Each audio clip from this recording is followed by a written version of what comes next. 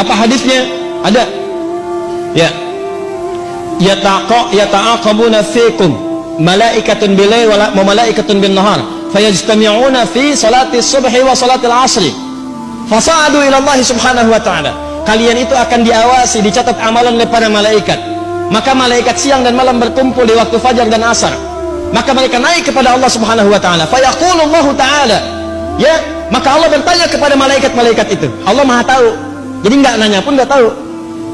Nggak nanya pun nggak tahu. Coba untuk memastikan tugas ditunaikan dengan sempurna dan menunjukkan kepada hamba malaikat tidak akan mungkin menyalahi perintah. Quran surat 66 ayat ke-6, la ya'sunallaha ma amarahum wa yaf'aluna ma yu'marun. Kadang-kadang ada berita disampaikan itu bukan karena Allah nggak tahu, tapi untuk membuktikan kepada hamba, nih ciptaan saya nggak akan keliru. Jelas. Kata Allah, bagaimana keadaan hambaku ketika engkau tinggalkan?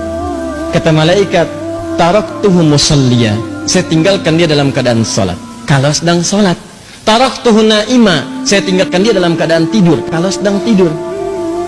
Bayangkan teman-teman, subuh, Allahu Akbar, Allahu Akbar, Anda sedang zikir di masjid, bersiap salat, malaikat naik menyampaikan kepada Allah.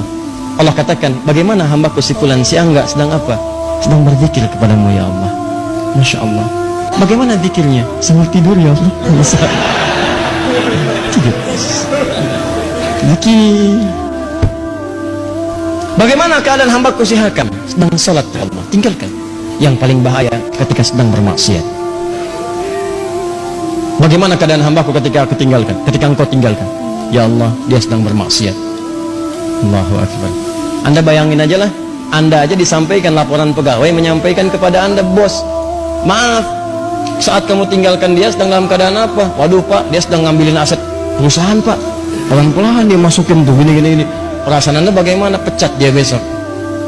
Untungnya Allah itu rahmatnya lebih tinggi daripada murkanya. Kalau mau tobat, saya ampuni dia, dorong dia untuk tobat.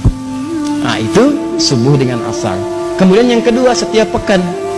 Setiap pekan itu berlangsung 2 kali, Senin dengan Kamis. Hadisnya sahih. Hadisnya sahih di hadis Muslim. Nabi SAW pernah ditanya kenapa beliau menunaikan puasa Senin dan Kamis, khususnya di hari Kamisnya. Hari Senin beliau jawab, hadza yauma waulitu. Hari Kamis, hadza yauma yurfa'u fihi al-amal wa uhibbu an turfa' amal a'mali wa ana sha'im. Dan saya senang ketika amalan saya diangkat, saya sedang puasa. Nah, pertanyaannya adalah, lihat baik-baik. Kan tadi ditinggalkan sholat, kan? Ditinggalkan sedang sholat. Kenapa Nabi memilih untuk puasa? Kenapa memilih untuk puasa? Karena saat orang sedang puasa itu ada 2 keunggulannya. Lagi-lagi. Yang pertama, ulangi. Kalau orang cuma sholat saja, maka berhenti di situ. Amalan sempurna bagus. Tapi kalau orang dilaporkan dalam keadaan puasa, maka dia punya 2 keunggulan. Yang pertama, Al-Bukhari, Kitabus Syam, nomor hadis yang pertama, posisi paling kiri sebelah atas. Riwayat sahabat Abu Hurairah. As-syamu li wa ana ajzi bihi. Kata Allah, puasa itu khusus untukku. Jadi puasa itu amalan khusus yang langsung Allah kasih pahalanya. Salat itu amalan memang wajib, tapi amalan umum, semua orang juga salat. Jadi ketika Anda salat yang catat pahala malaikat, tapi ketika Anda puasa yang berikan pahala Allah langsung. Ya. Maka ketika orang puasa, sebetulnya ketika diangkat amalannya dilaporkan kepada Allah sedang puasa, maka lebih tinggi nilainya dibandingkan orang yang standar, karena pada saat itu Allah sendiri memberikan pahalanya. 1. 2. Nah, yang kedua, orang puasa itu umumnya memiliki 2 kemuliaan lagi. Tuh, Anda bayangkan. Apa 2 kemuliaan ini? Yang pertama, orang yang puasa itu umumnya akan gemar meningkatkan amal solehnya. Saya kan sering katakan kepada Anda, kalau orang nggak puasa, ketinggalan fardu aja perasaan biasa. Orang puasa itu ketinggalan sholat sunnah, gelisah hatinya. Coba lihat saat Ramadan, tarawih itu kan sholat sunnah. Tapi kalau ibu-ibu ketinggalan saat pertama, nggak sempat nyimpan sejadah di depan, kan nggak enak perasaan. Siapa coba di antara ibu yang pernah menyimpan sejadah saat malam tarawih pertama? Padahal sholat sunnah. Kan Anda rebutan itu. Apalagi ketinggalan tarawih, nggak enak perasaan. Silakan cek. Apalagi besok ditanya, Jeng, tadi malam kemana? Ada kok. Tuh. Sebelah mana? Aku sih posisinya seperti hadis Nabi, sebaik-baiknya perempuan paling belakang. Belakang. Ada aja pokoknya itu jawaban tuh. Nabi di bawah-bawah gitu. Tapi nggak enak. Kalau ketinggalan malah nggak enak.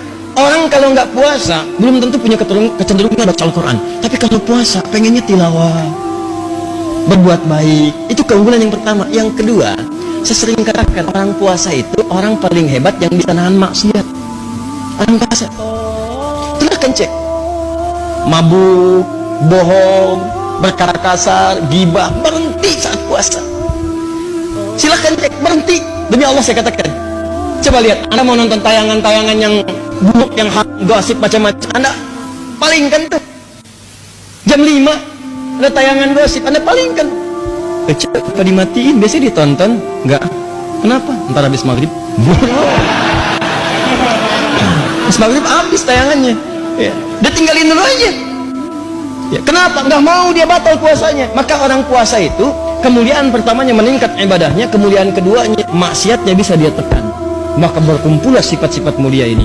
Di kalau tiap subuh dengan asar orang ini dalam keadaan sholat dia mulia, Senin dengan Kamis dia puasa dia mulia, apalagi bulan Sya'ban. Ada setahun, sebulan itu dilaporkan amalan setiap hari.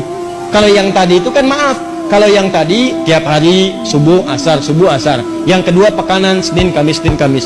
Sebulan Sya'ban ini amalan setahun disampaikan kepada Allah. Dari Sya'ban kemarin ke Sya'ban berikutnya. Maka kata Nabi, saya pengen begitu amal saya dilaporkan dalam keadaan yang sempurna. Bagaimana ciri sempurnanya? Saya sedang puasa, karena saat puasa itu amalan saya meningkat. Yang kedua, saya bisa menahan maksiat.